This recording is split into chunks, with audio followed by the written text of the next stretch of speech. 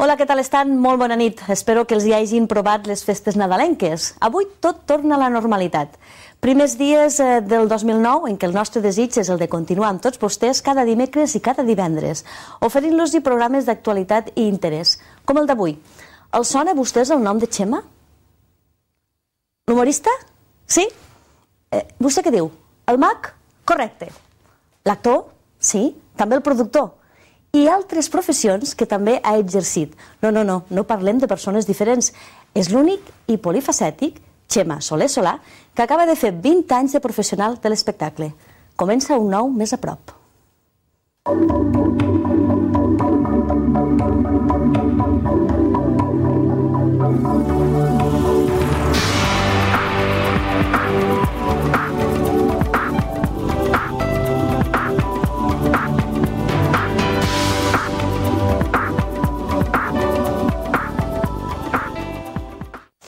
Què tal, Chema? Molt bona nit. Bona nit, què tal? Benvingut al nostre programa, tot just començat i encetat l'any 2009. Sí, recient encetat. Han anat bé aquestes festes?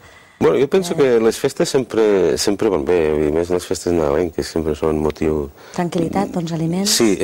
Joia, pau, alegria... Pau i felicitat i Nadales. I fer cagar el tio. Hem de parlar i hem de fer un repàs durant aquests minuts d'aquests 20 anys de professió, però m'agradaria començar preguntant-te als 8 anys, quan eres petitó i quan vas començar a fer d'actor, tu volies ser artista? Home, als 8 anys jo no ho sabia. Ho tenies clar, no sabia el que volia ser. Jo vaig començar, com suposo que molta gent dels que ara són professionals, fent els pastorets, fent de dimoniet als pastorets, i... Va agradar allò? Doncs no m'agradava ni em desagradava, vull dir, va ser... És a dir, pensa que quan jo tenia 8 anys era l'any 68, i l'any 68 eres d'aquestes societats d'acció catòlica, que cantaves a l'Orfeó, que feies teatre, tot això jo era del grup escènic recreatiu, del Ger de Balaguer, i vam fer els pastorets, necessitaven dimoniets, i doncs bueno, em van dir, doncs aquest podria... I va anar bé, ho vaig fer 2 anys seguits, i després ja m'hi vaig anar engrescant, i d'allí a la ràdio, i de la ràdio a l'espectacle, i de l'espectacle a la televisió, i el teatre. És una cosa porta l'altra. Tot això sempre ha sigut una persona comunicativa, alegre, doncs, i una persona que no és tímida, que no té por, no té vergonya escènica, o se n'aprèn, això? A veure, una cosa és l'escenari i l'altra cosa és ser tímid o no és tímid. Tu saps que hi ha molts actors, grans actors, que són grans tímids. I, a veure, jo tímid no és que em considera tímid. El que passa que jo abans de tocar una cosa que no tinc molt segura, no la faig. Jo més que tímid tinc molt respecte a tot el que faig, a la gent. És a dir, jo pujo en un escenari i dic, bueno, és que això és molt complicat. I veritablement m'he trobat a vegades en veritables situacions sumament compromeses, no?, dins de l'escenari, i no he sortit. Per què? Perquè jo en un escenari estic segur en un escenari. És a dir, jo penso que en un escenari o domines tu o se't mengen. I aleshores has de dominar tu, sense passar-te, amb aquest factor comunicatiu, és a dir, que la gent et vegui a prop, i això és on es veu el veritable artista. És a dir, o arribes o no arribes. És aquest el truc? El secret de l'èxit del saber estar, de les taules escèniques, l'arribar al públic? De secrets n'hi ha molts, tu saps, però... A veure, ara farem una broma, ja que estem. Com a casa teva, eh? Sí, per ser artista i per ser polític s'han de tindre en compte 3 coses, o s'han de tenir 3 coses. S'ha de tenir facilitat de paraula. Això serveix per artista o polític. I això ho faig jo, el meu show, Dic, jo tinc facilitat de paraula. I s'ha de tindre molta cara. I jo tinc molta cara. I s'ha de ser molt intel·ligent. I jo tinc molta cara. És una mica el resum en plan humorístic, però és així. Molt bé, de totes maneres, si et sembla, fem un salt al passat, comencem pels teus principis. Principis de ràdio, de mitjans de comunicació. Sí, però abans els mitjans de comunicació ven de l'època de formativa, de màrqueting, comunicació... També vas exercir de professor, no? Donar classes... Doncs explica'ns una mica. Era una mica paral·lel, lo de les classes i...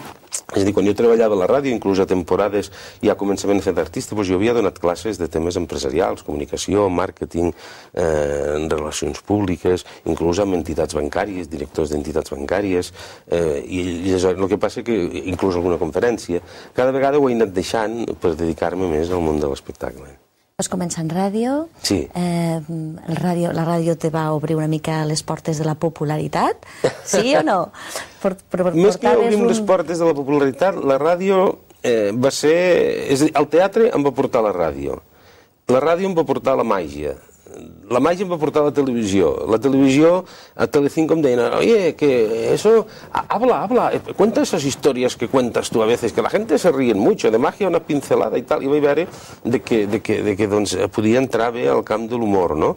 És a dir, una cosa va portar l'altra. Molt bé, però comencem per la ràdio. Comencem per la ràdio. Què recordes d'aquell temps? Jo recordo Ràdio Tàrrega, emissora sindical, amb el Cosme Garcia, que era la meva... És a dir, vam començar a fer un programa junts. Sí, antena musical, els dissabtes a la tarda.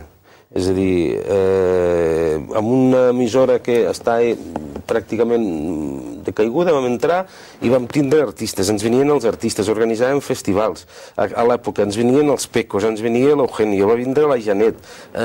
Bueno, tota una sèrie de gent i unes mogudes impressionants. Pentagrama Pop, què és? Aquesta no me l'esperava. Pentagrama Pop era el primer programa, la primera televisió local que hi va haver a Lleida, la primera, em recordo, no sé si es deia Lleida TV o Televisió Terraferma. Televisió Terraferma era molt curiosa. La publicitat, ara passo espots de publicitat, la publicitat la passàvem amb uns cartells i amb la mà anàvem passant. I es veia la mà, a més de com la passàvem des del castell d'allí dalt del racó d'en Pep, que emitíem des d'allí.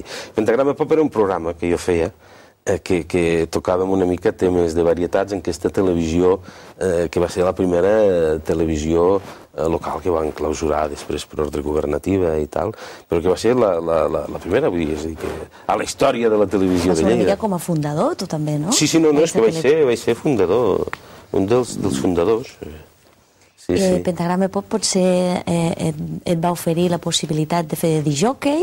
No, jo feia de discjòquei. Ja feies? Jo de discjòquei havia treballat en diverses discoteques. Jo pràcticament des dels 16-17 anys, que encara no es podia entrar a la discoteca, però jo ja feia de discjòquei. Lo de discjòquei va paral·lel al de la ràdio. Jo havia treballat al Florida 135, va reinaugurar el Quips de Gramunt, la discoteca Gloris de Balaguer, el Formes de Vilaller,